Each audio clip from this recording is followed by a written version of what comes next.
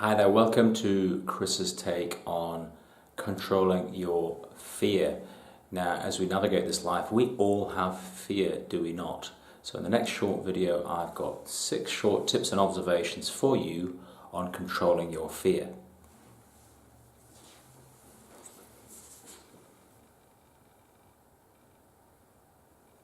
They're just around, so you might as well dance with them, cuddle them even, recognize them.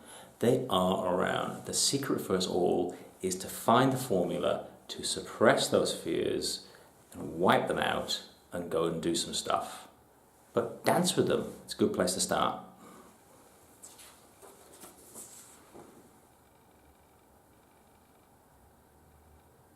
Now, this is just a universal truth that 99.99%, for 9999% of fear is in your head. It is a mind invention. Wherever your mind is navigating and going in the depths and darkness and the moist forests of your mind, you're creating that imagery within your own head. So it is hugely a perception of fear and eventualities and consequences. And as you can see there, you see the wee weight on the end of the scale?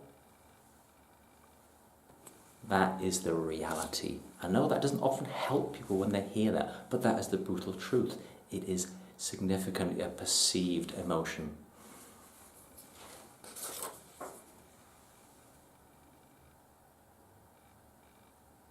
Oxygen starvation. What on earth am I talking about? Well, what I'm saying here is with your fear, you have an inner voice and a saboteur. And that saboteur can only really come alive if you give it oxygen. And when I say give it oxygen, I mean give it attention and give it the focus of your mind.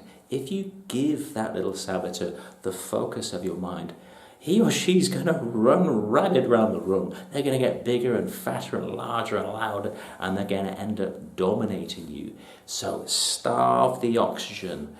Don't give them the mic to the stage. If you're in a karaoke bar with your fear, do not give fear your mic, because that's a sure way for fear to dominate and rule.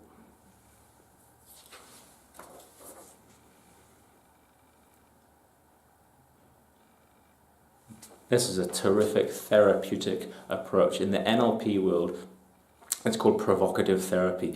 Check it out on YouTube. People are actually brought onto stage and they end up ridiculing and giggling at the laughter because it's so fatuous and ridiculous at the end of the day, especially when you share it within a forum. Yes, it can be brave to do so, but imagine if you walk out the door and the fear's just vaporized and gone. So ridicule with laughter.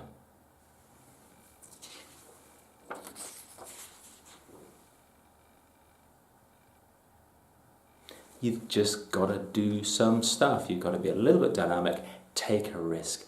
Dynamism overcomes paralysis by analysis. Most fears emerge in our mindset when we're sitting there, we're quiet, when we're conjugating, we're thinking, we're just making up these stories and images and all these fallacies that we're building our own human brain, which we're infinitely capable of doing, each and every one of us. That's when we get our fears. They're getting the mic, they're getting the oxygen to dominate us. And when they begin to dominate us, we don't do stuff. So we've got to counter that, smash it in the face with a bit of dynamism.